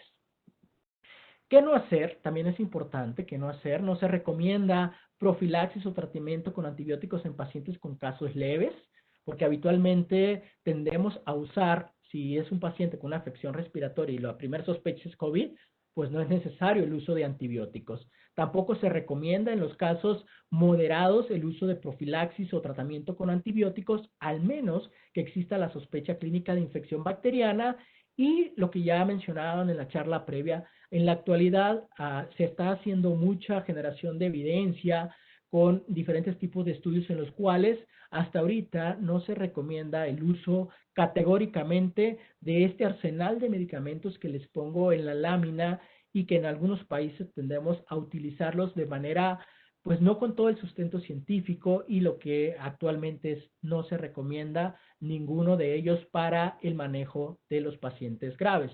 Leves a moderados, perdón, y obviamente los pacientes graves y críticos que llegan a requerir una hospitalización o en la unidad de cuidados intensivos. Como se pueden dar cuenta, el 80% de estos pacientes pueden ser manejados en un primer nivel de atención en áreas remotas, siempre teniendo en cuenta los datos de deterioro y de evolución que pudieran hacer necesario referirlos a otro nivel de atención. Por mi parte sería todo. Muchas gracias por su atención y cualquier pregunta o comentario, pues vamos a estar en este momento para dar respuesta. Muchas gracias. Perfecto, Gino, muchísimas gracias. Si tienes, si tienes tiempo, vamos a hacer de una vez las otras dos presentaciones y luego hacemos todas las preguntas. No sé si tengas que salir antes. No, yo aquí estaré hasta que se termine. Perfecto, bueno, no, muchísimas gracias, Gino, por la presentación. Vamos a pasar, como les comentaba, a la siguiente presentación por parte... Nada más un favor, Sí. solamente que tenemos una pregunta muy puntual que está repetida en el chat y si nos la podía contestar de una vez es muy sencilla. O sea, para el corte, para el punto de corte de oxígeno, aquí como ustedes conocen, el Ecuador tiene dos zonas, unas de más de 2,000 metros de altura y otras en la zona baja. Entonces, el punto de corte que estamos discutiendo es si en la sierra, en la más alto, el corte sería 90% y en la Amazonía y en la costa 92%. Nada más esa sería la única pregunta puntual. Claro, es una excelente pregunta porque igual que aquí en México también tenemos zonas de esa latitud y efectivamente en las zonas altas pues hacemos la sugerencia, ¿no? Que al menos con 90% de corte en las zonas bajas, con 92% por la mayor disponibilidad que se encuentra de oxígeno y pues prácticamente son los cortes que se van de alguna manera adaptando a la región o al país o a la área específica de la región para considerarlo y obviamente estos pacientes pues monitorearlos de esa manera. Muchas gracias por el punto, creo que es muy importante que quedara claro. Perfecto, muchas gracias. Entonces vamos a pasar a la presentación del doctor Joao Toledo, que él es, como les comenté, asesor en manejo clínico de enfermedades infecciosas de la OPS. Adelante, Joao, muchas gracias. Buenas tardes, Ludovic y colegas. Un gusto estar con todos ustedes hoy, ¿no? Yo les pido disculpas porque hemos realizado algunos de los seminarios virtuales con algunas de las láminas que ya presentamos algunas veces, pero lo que voy a intentar hacer es un repaso sobre los principales conceptos de prevención y control de infecciones, ¿no? En el contexto de COVID-19, sobre todo en áreas remotas. Solo para un comentario, después al final de la presentación nosotros vamos a disponibilizar una encuesta post seminario para que ustedes puedan incluir algunas informaciones para los certificados al final. Y lo que quería discutir con ustedes sería un poco de las prácticas el racional, ¿no? Para esas prácticas de prevención y control de infecciones en los entornos comunitarios, el concepto fundamental de la jerarquía de los controles en PCI y también el concepto de las precauciones estándares. Y finalmente la exposición ocupacional a COVID-19. Toda la información que yo voy a presentar ahora, así como algunas de las informaciones que Dr. Gervais y Dr. Gino Sosa presentaron están en nuestra página web de la OPS, a donde ustedes pueden ubicar algunos los lineamientos técnicos, directrices de la OMS, ¿no? Y materiales de comunicación que ustedes también pueden utilizar para adaptar al contexto de áreas remotas. Entonces, empezando con el tema de prevención y control de infecciones, el tema de prevención y control de infecciones se volvió muy importante en el contexto de COVID-19, ya que COVID-19 es una enfermedad que se transmite de una manera muy fácil, ¿no? Hay esa transmisión entre personas y y las prácticas de prevención y control de infecciones tienen por objetivo interrumpir la cadena de transmisión, ¿no? Sea limitando la transmisión persona a persona. Si yo limito la transmisión entre personas, yo voy a reducir las infecciones secundarias y el objetivo final sería de evitar la transmisión a través de eventos de amplificación y superdifusión. El SARS-CoV-2 es un coronavirus que es un poco distinto del SARS de 2003 y el MERS-CoV de 2012, ya que el SARS-CoV-2 no está tan involucrado con los eventos de amplificación y superdifusión que hemos observado en las otras epidemias, ¿no? Sin embargo, es importante considerar que los establecimientos de salud y nosotros como profesionales de salud tenemos un rol en esa transmisión del virus, ¿no? En estos entornos hospitalarios. Simplemente porque muchas veces no se aplican las medidas de prevención y control de infecciones y de igual manera eso termina por aumentar la transmisión entre personas y aumentando las infecciones secundarias. Así siendo, esta lámina acá es interesante porque el resumen de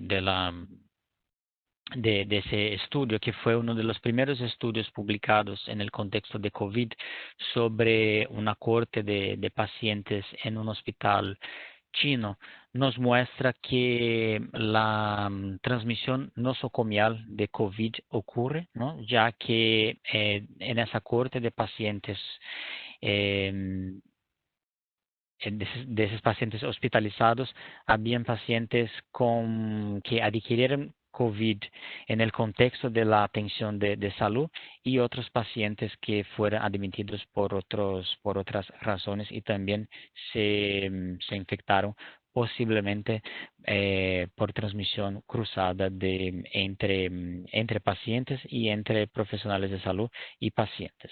Entonces es muy importante saber que los establecimientos de salud tienen un rol en la manutención, en mantenimiento de la infección por COVID-19.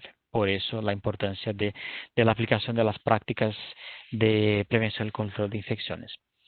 Y cuando se habla en las prácticas de prevención y control de infecciones, nosotros siempre nos acordamos del uso de los equipos de protección personal como el método más eficaz en términos de mitigación del riesgo, ¿no?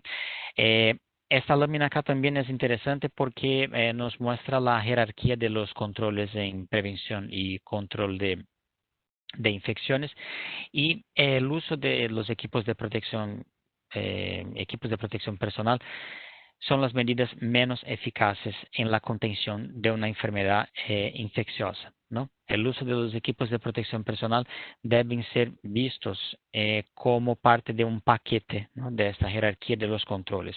O sea, vamos a incluir la eliminación del riesgo, en nuestro caso es el SARS-CoV-2, y cuando se habla en eliminación, se quiere decir la limpieza y la desinfección de los espacios físicos, ¿no?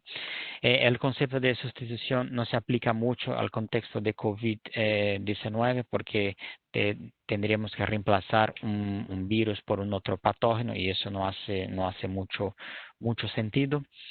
Los controles de ingeniería dicen respecto a implementación de medidas de ventilación natural o entonces ventilación artificial y mismo construcción de algunas habitaciones con algunos tipos de estructuras para contener el virus que muchas veces tampoco se aplica a nuestro contexto, ¿no? y al contexto de áreas remotas, pero conseguimos enfocar en los controles administrativos, ¿no? Que es una revisión de la manera de cómo trabajamos, ¿no? Sea implementando ambientes de triaje o como el doctor Sosa comentó, evaluación de riesgo de los pacientes, ¿no?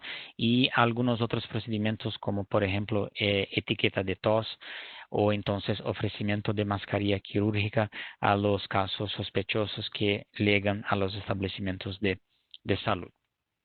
Y obviamente el uso de los equipos de protección personal.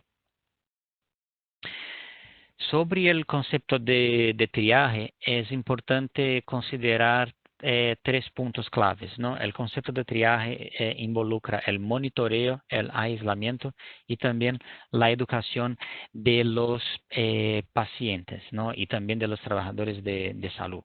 Cuando se comenta sobre monitoreo, es importante que los establecimientos de salud, ¿no?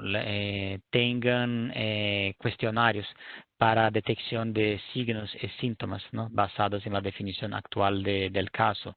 El doctor Ojino Sosa nos presentó el algoritmo de manejo de casos, manejo inicial de casos, ¿no? Si yo estoy frente a una sospecha de un paciente con COVID-19 o otra infección respiratoria aguda grave, yo tengo que aislar este paciente, ¿no? Estableciendo entonces en el servicio de salud un espacio para triaje de las personas, ¿no?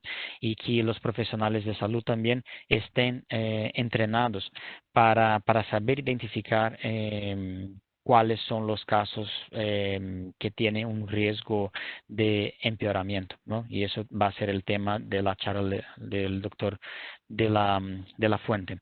Y también aislando los pacientes, ¿no? Yo tengo que saber cómo priorizar la atención de pacientes que van a tener un riesgo incrementado de empeoramiento. Y finalmente, como yo había comentado, la educación en salud, pero una educación en salud tanto para el profesional de salud, para que él sepa, conozca cuáles son los signos y síntomas de alarma, pero también la educación de la comunidad, ¿no? O de la población en general, ¿no? Sea con carteles con información sobre COVID-19 en áreas públicas o entonces charlas orientando signos y síntomas de la enfermedad y cuándo buscar atención médica. Acá, acá es el flujograma, ¿no? El algoritmo de triaje de casos sospechosos de pacientes con enfermedad respiratoria aguda grave, que está en revisión, pero la idea de este manejo inicial de los pacientes es de poder identificar de manera temprana cuáles son los pacientes bajo algún riesgo de complicación o mismo pacientes con signos y síntomas de enfermedad respiratoria aguda. Entonces, a estos pacientes nosotros tenemos que ofrecer una mascarilla quirúrgica, ¿no? Si ese paciente está tolerando. Y acá el concepto de la mascarilla quirúrgica está basado en el concepto de control de la fuente. O sea, evitar que un paciente que esté enfermo transmita la enfermedad a otros a su entorno. Al día de hoy, y también es importante dejar acá los puntos sobre las rutas de transmisión de COVID-19, ¿no? Ya que se ha aventado mucha discusión sobre el rol de la transmisión aérea de COVID-19.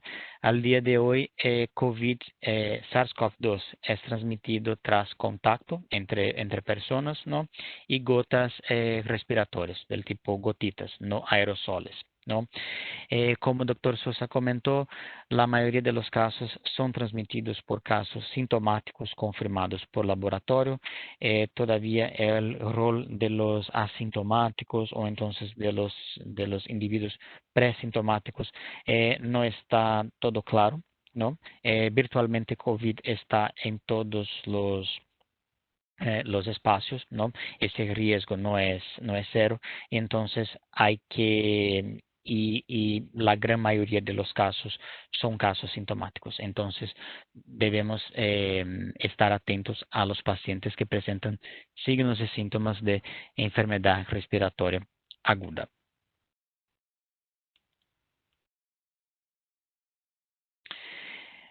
los procedimientos generadores de aerosoles pueden estar involucrados en la transmisión de COVID-19 y desde el punto de vista de prevención y control de infecciones tiene implicaciones en el sentido de ampliar el uso de los equipos de protección equipos de protección personal, incluyendo los respiradores, ¿no?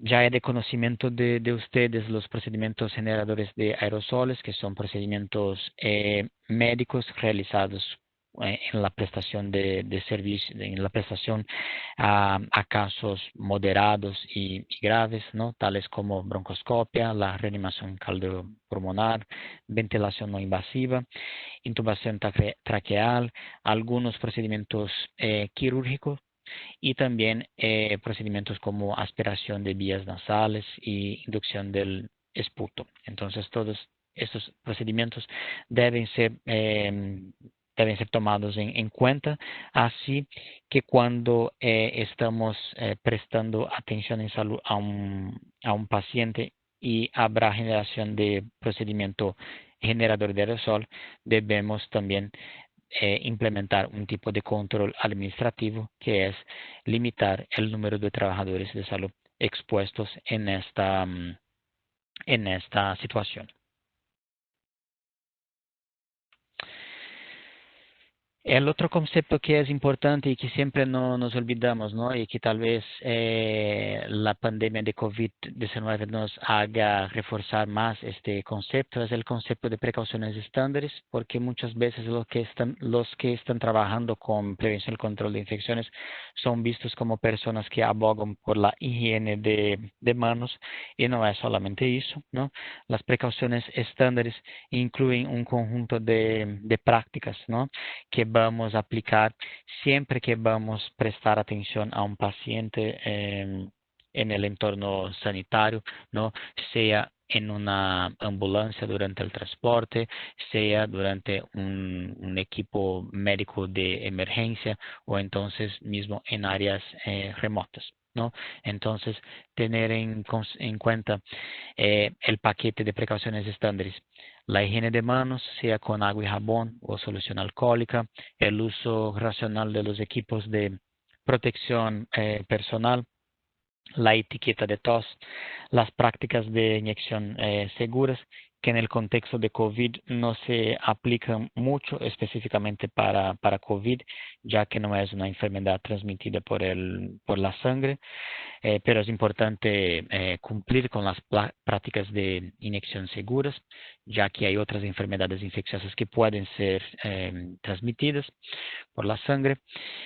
La esterilización y desinfección de equipos médicos y finalmente la limpieza del ambiente. Sobre higiene de manos, creo que es de conocimiento de todos ustedes. Lo que tenemos son el concepto de la zona del paciente. Siempre que antes del contacto con el paciente, antes de realizar una tarea aséptica, después de riesgo de exposición a fluidos corporales, o después del contacto con el paciente, o finalmente después del contacto con el entorno del paciente, debemos proceder con la higiene de manos. La higiene de manos puede ser con agua y jabón. Si yo tengo alguna suciedad visible, como sangre, heces, vómito, ¿no? O cualquier tipo de fluido del paciente, o entonces yo puedo proceder con el uso de las soluciones en base de alcohol. En general, las soluciones disponibles están en la concentración de 70% y son eficaces en desinfección de la piel y así evitar la propagación de enfermedades infecciosas. Yo ya he comentado un poco sobre higiene respiratoria, ¿no? Acá a la derecha un cartel sobre higiene respiratoria que puede ser adaptado a cualquier contexto, ¿no? los dos mensajes claves de del concepto de higiene respiratoria son los dos últimos puntos, ¿no? De usar una máscara médica, preferiblemente la quirúrgica, si el paciente presenta síntomas respiratorios, y entonces eso tiene que ver con el concepto de control de fuente, y también las prácticas de distanciamiento social entre los individuos, manteniendo una distancia de al mínimo 1 metro entre las personas, ¿no? Y eso también hace parte de los controles administrativos en los establecimientos de salud. Como yo había comentado sobre el concepto de evaluación de riesgo y uso de equipo de protección personal, ¿no? El uso de los equipos de protección personal depende de que los profesionales de salud consigan hacer una evaluación de riesgo cuando van a interactuar con un paciente, ¿no? Entonces, si vamos a interactuar con un paciente que está enfermo y tiene una enfermedad infecciosa, yo tengo que, uno, conocer cuál es el modo de transmisión de esa enfermedad y cuál va a ser la cantidad de fluido corporal que va a ser generado en ese tipo de interacción. Entonces, como ejemplo, yo les traigo acá una situación que es una toma de muestra de sangre, en la cual en ese procedimiento yo voy a aplicar las precauciones estándares, o sea, uso de guantes, higiene de manos y desecho de la aguja con jeringa en un basurero apropiado, ¿no? Entonces yo estoy aplicando las precauciones estándares. Si yo voy a realizar esa toma de muestra en un paciente con un cuadro diarreico agudo, ¿no? Por ejemplo, una infección por Clostridium, yo tengo que ampliar mis precauciones, ¿no? Además de las precauciones estándares, incluir la precaución de contacto, ¿no? Incluyendo higiene de manos, el uso de los delantales, ¿no? Máscara quirúrgica si fuera el caso, ¿no? Y también el protector de cara. Y finalmente, si yo voy a tomar una muestra de sangre en ese paciente que tiene diarrea aguda y ese paciente tiene una tuberculosis activa, sabemos que tuberculosis es una enfermedad transmitida por el aire, ¿no? Entonces yo tengo que ampliar mis precauciones, incluyendo las precauciones de aerosol. Entonces la idea de esa lámina acá es de que ustedes siempre que vayan a realizar algún tipo de procedimiento con un paciente que tiene una enfermedad infecciosa, conozcan cuál es la enfermedad infecciosa y cuál es el modo de transmisión para definir cuál va a ser el tipo de equipo de protección individual a ser utilizado. Sobre los equipos de protección personal, también disponibilizamos en nuestra página ese cartel sobre el uso de equipos de protección personal según el nivel de exposición, ¿no? Es importante también ahora un poco en términos de medidas administrativas sobre el uso de los equipos, ¿no? De protección personal, que los administradores, ¿no? Los que van a tomar las decisiones pueden garantizar un suministro adecuado de estos equipos, ¿no? Pero también que consigan capacitar a los trabajadores de salud sobre el uso adecuado. Y también exhibir carteles en el área de aislamiento como una ayuda a memoria a los trabajadores de salud. Acá esa tabla está disponible en nuestro documento de lista de requerimientos y especificaciones técnicas de los equipos de protección personal. No hay cambios. No hay cambios desde la última actualización de ese documento en mediados de abril, ¿no? Tener en cuenta que lo que va a ser distinto acá es que si yo voy a tomar una muestra para diagnóstico o si yo voy a manejar un paciente con insuficiencia respiratoria aguda o entonces con shock séptico, seguramente yo voy a generar algún tipo de procedimiento generador de aerosoles y entonces yo voy a proceder con el uso de la N95. Acá también algunos carteles. Acá hay algunos carteles que también pueden ser puestos en las áreas de atención al cuidado del paciente. Yo quiero volver acá a ese último porque yo vi que hay un error acá en esa tabla. Después yo envío la corrección porque acá en toma de muestra para diagnóstico hay un cambio acá. No es mascarilla médica, es el respirador. Pero después yo envío la corrección a la doctora Quesada. Disculpen. Para el tema de limpieza y desinfección del ambiente, ¿no? Todos ustedes saben que el tema de descontaminación engloba tres conceptos: el concepto de limpieza, el concepto de desinfección y el concepto de esterilización. Para que yo pueda esterilizar un equipo médico, yo tengo que desinfectarlo, y para que yo pueda desinfectarlo, yo tengo que limpiarlo, porque de lo contrario, el proceso no va a tener 100% de eficacia. Hay una aunque el virus tenga sido aislado en muestras respiratorias, en heces y sangre, hay una buena noticia que SARS-CoV-2, el virus, persiste en las superficies que fueron estudiadas por algunos días, ¿no? Disculpe, por algunas horas. Y los desinfectantes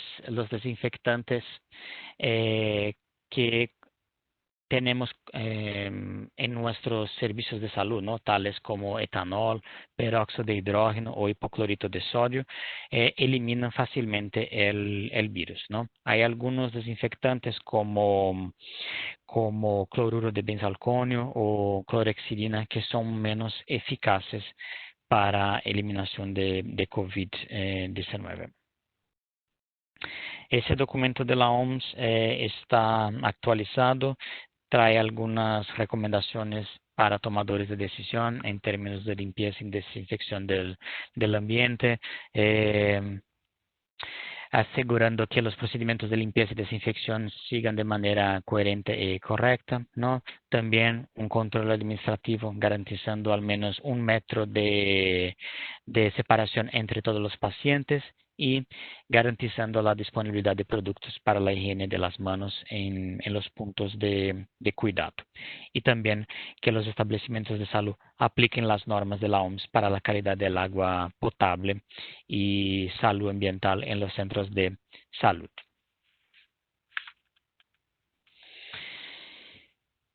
Sobre limpieza y desinfección del ambiente, un resumen de ese documento de la OMS, ¿no? Que no hay muchos cambios respecto a la limpieza usual de los ambientes de establecimientos de salud. O sea, que las zonas que tienen circulación de pacientes, ¿no? Que son zonas a donde se presta atención a los pacientes, debemos limpiar con la frecuencia de al menos 2 veces al día, ¿no? Si vamos a proceder a la cohorte de los pacientes, siempre que posible, realizar una limpieza terminal. Pero, por ejemplo, en las habitaciones de consulta externa, vamos a idealmente se debe limpiar después de cada consulta de los pacientes. Y finalmente, una recomendación, ¿no? Un protocolo que hemos establecido acá sobre la atención al trabajador de salud expuesto al nuevo coronavirus en establecimientos de salud. La idea de este protocolo es de determinar el riesgo de infección de los profesionales de salud expuestos a pacientes con COVID-19 y proveer recomendaciones para el manejo. ¿Cómo sabemos que la disponibilidad de pruebas diagnósticas no está 100%? Los servicios, los establecimientos de salud no tienen 100% no tienen disponibles las pruebas con cierta frecuencia, ¿no? La idea acá no es de proveer tamizaje a todas las personas, porque eso no es factible desde el punto de vista de salud pública, ¿no? Entonces, la idea acá es evaluar los trabajadores de salud o mismo las personas que tengan sido expuestas a COVID-19 y valorar la presencia de signos y síntomas. Si hay una presencia de signos y síntomas en un trabajador de salud que tuvo una exposición a COVID-19, hay que proceder con el tamizaje para COVID-19 y acaso el resultado sea positivo, hay que manejar el caso adecuadamente según las recomendaciones presentadas por el doctor Sosa. Yo creo que esta es mi última presentación. Muchas gracias por la atención de ustedes. Yo voy a hacer las correcciones de la lámina y se las envío después. Gracias. Joao, muchísimas gracias. Como sé que tienes que salir dentro de poco, tal vez hay aquí un par de preguntas que quieras contestar sobre el tema del espacio físico óptimo para la atención a pacientes en espacios de aislamiento temporal, triage y ubicación. Gracias. Yo creo que esa pregunta está también en la presentación de Luis, no sé. Luis. Okay. Pero hay algo, el mensaje clave de eso es que siempre que se va a organizar un espacio, ¿no? Una habitación para los pacientes, es importante mantener una distancia de al menos de mínimo 1 metro entre las camas, ¿no? Y se va a proceder con la corte de los pacientes, es importante que se asignen profesionales de salud dedicados a esa corte de pacientes. Cambio. Muchas gracias. Bueno, vamos a pasar a la última presentación por parte del doctor Luis de la Fuente, que es asesor regional en equipos médicos de emergencia de la OPS. Adelante, Luis.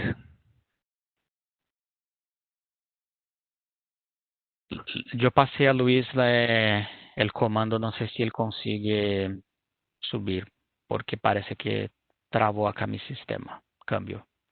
Luis, ¿tú consigues? Sí, estoy justo en ello. Muchas gracias. Denme un minuto que logre subirles la presentación. Yo sigo viendo tu presentación, yo no sé si... No, creo que es así que Luis consigue subir mi presentación, sale de la pantalla. Ok, voy ahora mismo. Lo que voy a hacer es quizá compartir pantalla, va a ser lo más rápido. Ok. Vamos a ver.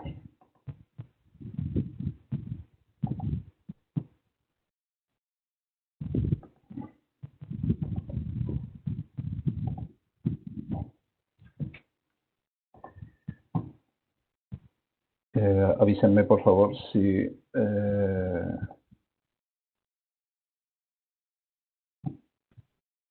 Ahora sí, Luis. Cambio. Nico, creo que tengo que compartir la pantalla 2. Ok, ahora sí se ve la presentación, sí, ¿no? Sí, ya lo vemos perfectamente. Sí, se ve. Perfecto, de acuerdo. Muchas gracias.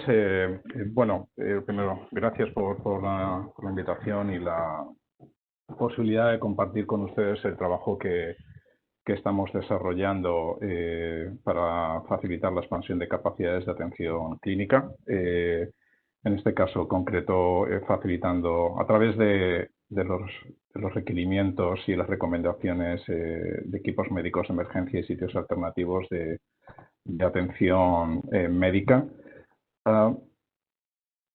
El objetivo es que yo pueda compartir con ustedes cómo podemos facilitar la expansión de capacidades de atención clínica a través del despliegue de equipos médicos de emergencia o el montaje de sitios alternativos de atención médica para asegurar la respuesta ante un elevado número de pacientes que pudiera exceder los límites de la red integrada de servicios de salud de la localidad o del área remota donde, en este caso, pudiera tener el pico de incremento de pacientes por COVID-19.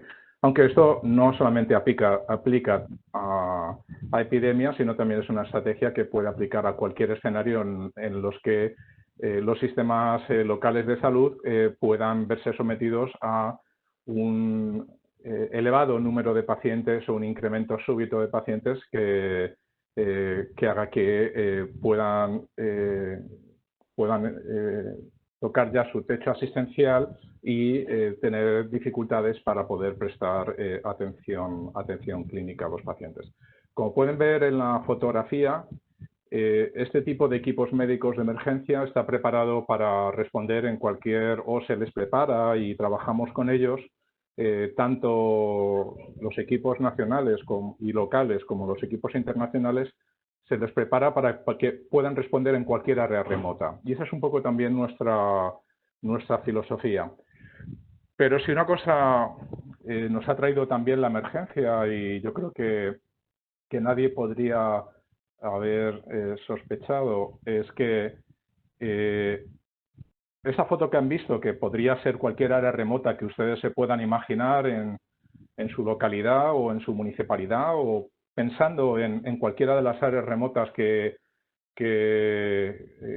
vayamos a estar trabajando para reforzar su capacidad de expansión de capacidad de atención clínica, esa fotografía que les he puesto anteriormente corresponde a Central Park, en Nueva York.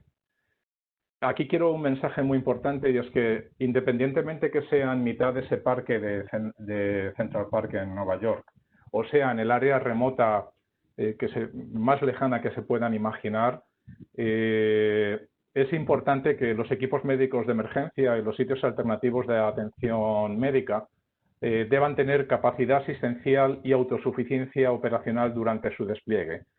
Tengan que ser totalmente autónomos y con la capacidad para poder prestar esa atención en las condiciones más austeras y en los espacios. Aquí, aunque estaban rodeados de una gran ciudad, la sobrecapacidad, el incremento de pacientes que estaba sufriendo el sistema local de salud de la ciudad no les iba a poder ayudar tampoco en dotarles de medios y recursos para poder prestar la atención. Ellos tenían que ser totalmente autosuficientes, con lo cual este principio aplica en cualquier escenario y es un principio en el que nosotros desde el Secretariado Regional IMT trabajamos con todos este tipo de equipos, tanto nacionales como internacionales, para que puedan tener esa autosuficiencia, y esa parte es clave en la forma de responder a cualquier tipo de emergencia, desastre o epidemia. Permítanme, por si alguno de ustedes no está familiarizado con los conceptos de equipo médico de emergencia y los SAM, los sitios alternativos de atención médica, aunque Ecuador, he de decir que fue el primer país en instalar esta metodología en la respuesta del terremoto del 2016 en nuestra región, y además el primero en clasificar un equipo médico de emergencia tipo 2, que además creo que entre los participantes está nuestro colega René Barca. No solamente han tenido este liderazgo regional, sino también están teniendo un rol muy importante en la expansión de capacidades con sus hospitales móviles y sus unidades móviles generales, con lo cual en ese sentido agradecerles también ese compromiso tanto en la respuesta nacional, pero también en compartirnos sus experiencias a nivel regional. ¿Qué es un equipo médico de emergencia? Y esto es fundamental para distinguirlo de otros tipos de equipos de respuesta que pueda haber en salud. Los equipos médicos de emergencia, o también lo conocemos por el acrónimo en inglés EMTs, son equipos formados por profesionales de la salud que proveen cuidado clínico directo a poblaciones afectadas por emergencias, desastres y epidemias, además de prestar apoyo a los sistemas locales de salud. Esto es importante porque podemos tener equipos de respuesta rápida de salud pública que pueden tocar temas desde control epidemiológico, agua y saneamiento, control sanitario de albergues, vigilancia de alimentos, es decir, pueden tener cualquier otro rol, pero es cuando se encargan de prestar atención clínica directa a las poblaciones afectadas por cualquier tipo de emergencia, estarían dentro del marco del proyecto que nosotros trabajamos y de las recomendaciones que desarrollamos. Estos equipos pueden ser gubernamentales, tanto civiles como militares, o de organizaciones no gubernamentales, y su respuesta puede ser nacional o internacional. Los sitios alternativos de atención médica es un concepto que, sobre todo en el caso de la respuesta al COVID-19, ha tenido una mayor visibilidad. Son los lugares identificados que permiten expandir la capacidad de la red de servicios de salud para la atención de pacientes en un aumento de camas con personal adecuado y autosuficiencia asistencial y operacional, en línea con los principios y estándares EMTs, de la iniciativa EMT. Y aquí les he puesto precisamente una foto porque también quiero romper un poco la imagen que tenemos de estos sitios como los grandes estadios o los grandes recintos feriales, es decir, un sitio alternativo a atención médica, como en este caso, por ejemplo, es un templo religioso, puede ser cualquier espacio, es decir, cualquier sitio que nosotros de alguna manera adecuemos o adaptemos para expandir las capacidades de la red de servicios de salud, lo metemos dentro del marco de respuesta y de la metodología para desarrollar esta capacidad. Por lo cual ahí es importante que rompamos un poco esa imagen de estos sitios con cientos de camas, sino que perfectamente, y como hemos tenido, por ejemplo, en el apoyo técnico en algunos países, una pequeña iglesia en la que solamente caben 5 camas, también se puede considerar perfectamente un sitio alternativo de atención médica. Ahí también hay que tener en cuenta, independientemente de que sea un área remota o o en cualquiera de los municipios o de nuestras ciudades, es muy importante tener la estrategia que desarrollamos sobre escalones de respuesta. Y ahí he pasado muy rápidamente la diapositiva porque ya mis colegas han comentado al respecto. Es fundamental conocer cuál va a ser nuestro escenario, especialmente cuando estamos en este contexto de áreas remotas. Es decir, ¿qué tipo de pacientes estamos atendiendo? En este caso, el webinar lo estamos indicando hacia el paciente leve y moderado, pero también tenemos que considerar qué volumen de pacientes vamos a tener también graves y críticos para ver cuál va a ser la mejor estrategia, así como la escalabilidad de casos que estamos teniendo. Es decir, no es lo mismo que estemos teniendo casos individuales, que estemos teniendo un conglomerado de casos en el área, o que estemos ya en una transmisión comunitaria en el que nos exige una mayor respuesta. Independientemente de que estemos en áreas remotas o en cualquier ciudad o en cualquier región, es fundamental que establezcamos estos 3 escalones. El primer escalón está orientado a reforzar nuestras propias instalaciones de salud. Y es fundamental que establezcamos el sistema de comando de incidente y que reorganicemos la instalación de salud para que pueda estar lista para poder soportar ese primer volumen de pacientes que le van a llegar. Y ahí es fundamental, sobre todo, el rol que va a tener el nivel primario de atención, especialmente para poder manejar a nivel ambulatorio los pacientes y retrasar en la medida de lo posible que esos pacientes puedan necesitar atención hospitalaria. Los sistemas también de emergencias médicas o los servicios de ambulancias van a jugar también un rol muy importante porque van a poder conectar el nivel primario de atención con las redes hospitalarias. Y ahí hay un tipo de equipo médico de emergencia, que es el del EMT de triaje, en el que es fundamental que en todas esas instalaciones de salud podamos establecer puntos de triaje, puntos de entrada, donde podamos identificar inmediatamente ese paciente de tipo respiratorio, con sintomatología respiratoria, y le podamos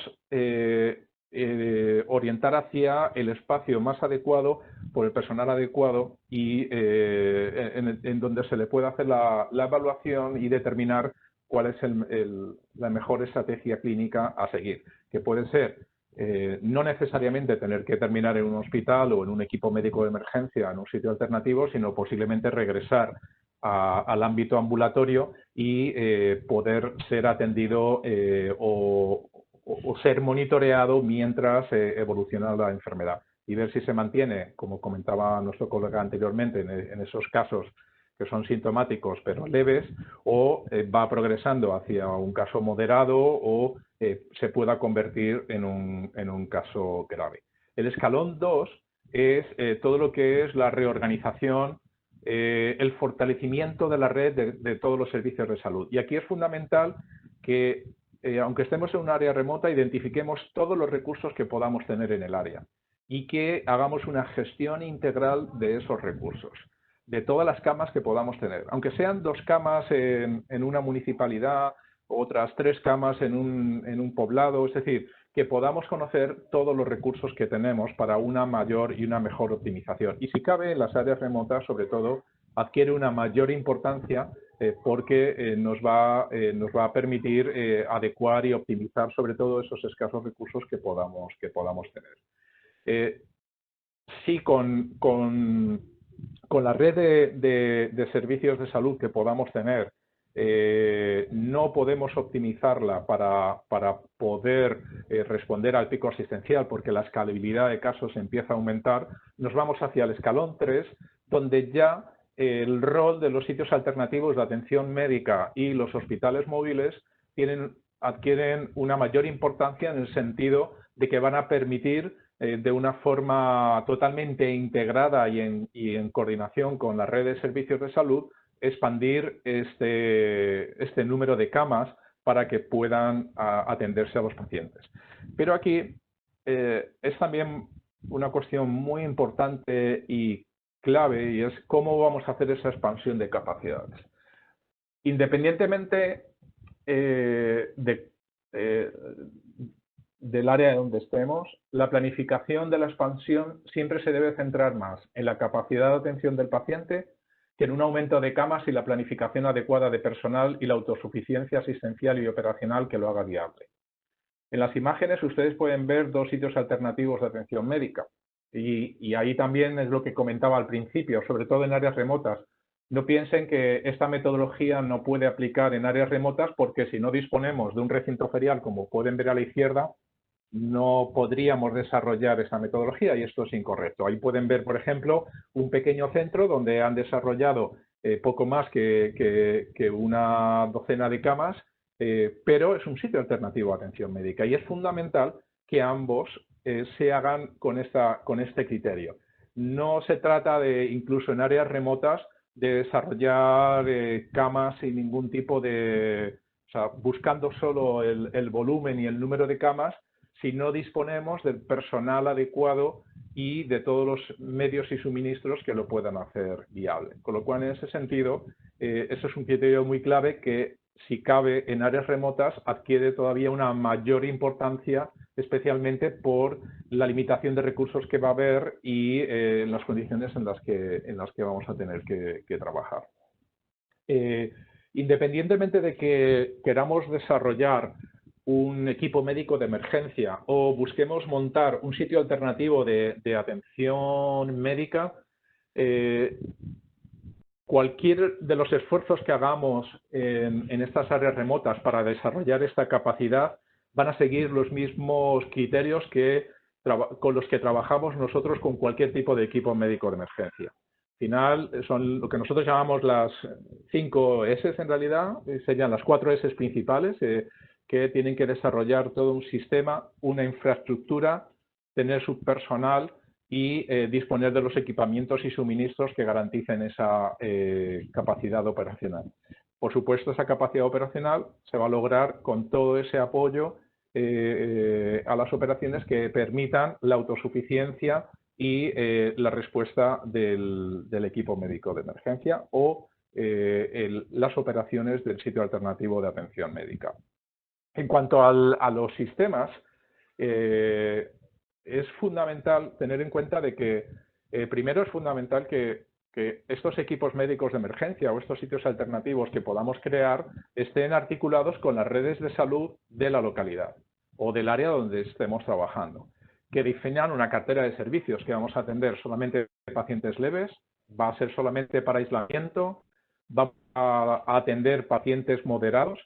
Es decir, eso es fundamental. Independientemente del tipo de pacientes, es crítico que establezcamos flujos principales. Y eso tiene que ver cuál es el flujo de pacientes, cómo se van a movilizar los pacientes, el flujo de personal, por dónde van a entrar, dónde se van a poner el equipamiento, los equipos de protección personal, etcétera, los servicios, los materiales. Es decir, cómo va a ser todo ese movimiento. Y eso aplica, repito, desde para el sitio más grande que puedan imaginar, como veían en la fotografía, en el que pueda haber cientos de camas, hasta el sitio más pequeño en el que puedan ser solamente 5 camas.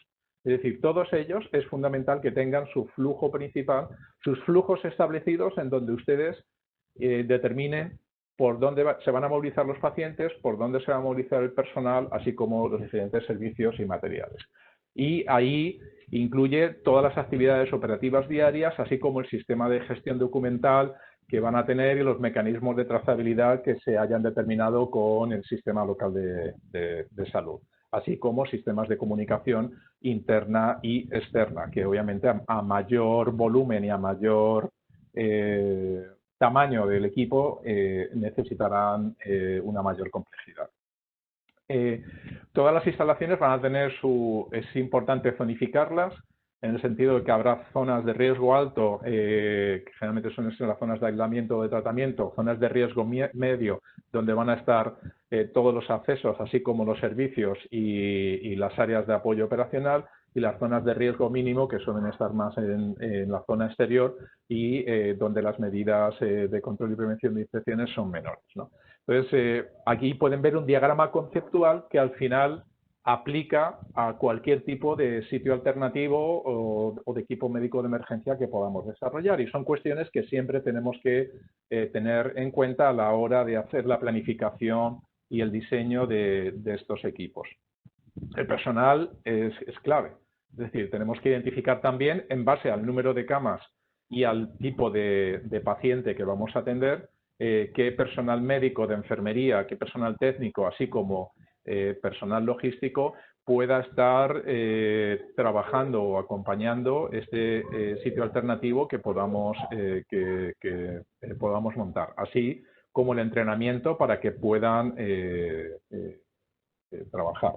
Luego, el personal logístico también tiene un rol importante, porque muchas veces nos limitamos solamente a la parte clínica y este personal adquiere un rol importante que luego lo voy a volver otra vez a recordar cuando hablemos del apoyo operacional. En ese sentido, también debemos de contar con todos los equipamientos y suministros que podamos necesitar, suministros farmacéuticos, de consumibles médicos, así como los equipos de protección individual o los suministros logísticos que puedan ser necesarios para montar ese sitio alternativo de atención médica. En la parte de apoyo operacional hay que considerar, y ahí también, por eso es también fundamental ese rol del logista y de personal local entrenado en prestar este apoyo operacional, el poder contar con agua potable, con un sistema de saneamiento, si no está integrado en el propio sitio alternativo, poder desarrollarlo y construirlo nosotros, así como una gestión de residuos, iluminación, acceso a electricidad, ventilación del espacio, que no tiene por qué ser una ventilación puede aplicar también sistemas de ventilación natural que permiten y aseguren que haya un buen flujo de intercambio de aire acorde con las recomendaciones. un sistema de climatización si aplica, o de alguna manera cómo podemos adecuar que estos espacios estén mejor adecuados o adaptados a la climatología, así como telecomunicaciones, espacios para almacenaje y cuestiones de seguridad dependiendo del contexto. Todos estos aspectos, y disculpen que no entre más en detalles, porque obviamente necesitaríamos muchísimo más tiempo. He querido solamente darles una pincelada en ese sentido. Va a aplicar luego a los diferentes tipos de equipos de respuesta que podamos montar. Es decir, y aquí también va a ir un poco en base a la capacidad y al contexto en el que nos vamos a mover. Y hay una tremenda flexibilidad para adaptarse de acuerdo a las capacidades locales, así como a la disponibilidad de otros equipos nacionales que puedan desplegarse. En el contexto de COVID-19 hay también una cosa que ya también comenzamos al principio cuando publicamos el documento estratégico, y es que la disponibilidad de equipos regionales para apoyar estas áreas remotas o cualquier otro país vecino va a ser muy limitada. Primero por las restricciones de transporte, pero segundo y más importante porque todos ellos van a estar enfocados en responder a sus propios países, con lo cual la disponibilidad de esos equipos va a ser muy reducida. Con lo cual es clave esa capacidad local de poder desarrollar equipos médicos de emergencia a nivel local y nacional para que puedan reforzar la respuesta. Y aquí va a haber una flexibilidad importante, es decir, desde, como ven en la primera fotografía, los equipos, lo que nosotros llamamos tipo 1 de manejo ambulatorio, tipo 1 móviles, estos equipos son equipos rápidos, con una alta movilidad y en el que van a poder prestar y reforzar ese nivel primario de atención y atender a los pacientes en áreas remotas y poder manejar esos pacientes leves y moderados. También podemos tener otros equipos ya mucho más complejos, como son los equipos especializados de manejo de pacientes respiratorios o, como pueden ver ahí, el hospital móvil, en este caso es del Hospital Móvil de Ecuador, del Ministerio de Salud Pública, en el cual obviamente las capacidades son mayores. Todos ellos tienen capacidad para desplegarse y para trabajar en áreas remotas, pero obviamente, como pueden ver, según avanzamos, a mayor complejidad implicará un mayor número posible de recursos. Y lo dejo ahí, que es la guía de recomendación. Muchas veces no podemos disponer de estas tiendas, no podemos disponer de los recursos para desarrollar estos equipos médicos de emergencia con capacidad de hospitalización, incluso aunque pudiera ser para pacientes moderados, con lo cual hay una alternativa, que es la guía de sitios alternativos de atención médica, donde, siguiendo esas 5 S que hemos comentado, se puede identificar estructuras o sitios donde los podemos transformar en espacios para poder prestar atención médica. Y aquí, igual, tenemos que huir de ese concepto del gran estadio, sino cualquier espacio puede aplicar a ser un SAM. Lo importante es que establezcamos todas esas 4 S, tengamos en consideración cuántas camas vamos a poner, qué personal disponemos, cómo va a ser el flujo de pacientes, el flujo de este personal, el flujo de residuos, de materiales. Es decir, en una mayor o menor complejidad, dependiendo del número de camas que podamos tener, podamos al final tener ese modelo conceptual que hemos puesto antes, donde desde un pequeño templo o un pequeño edificio de una comunidad remota perfectamente se puede transformar en un sitio alternativo de atención médica. A nivel local, el tipo 1 que ven en la primera fotografía, estos equipos móviles o que también se conoce como brigadas médicas, etcétera, con capacidad de autosuficiencia, son también juegan un rol importante y son equipos mucho más rápidos para manejarse a nivel local. En las siguientes fotografías, donde ven los equipos, lo que nosotros llamamos el IMT Irak o los hospitales tipo 2, o como se conocen en Ecuador, los hospitales móviles, ya exigen una planificación más compleja en el despliegue y en poderse desplegar a estas áreas remotas, aunque tienen capacidad para ello.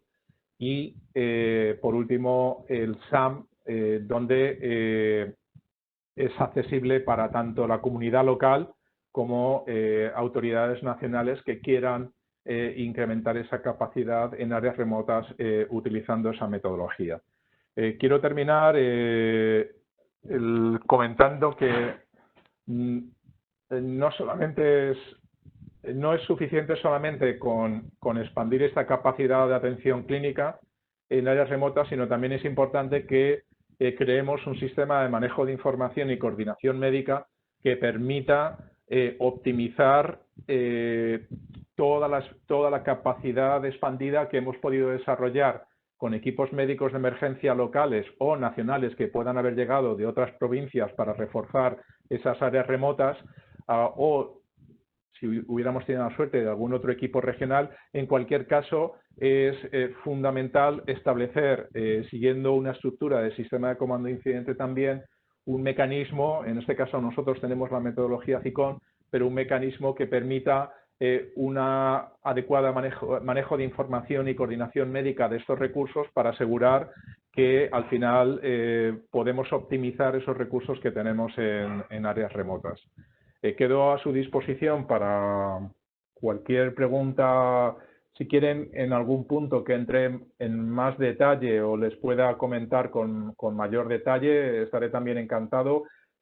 Para todos estos equipos hay una serie de guías y documentos con las recomendaciones y los pasos a seguir para poder instalar esta capacidad.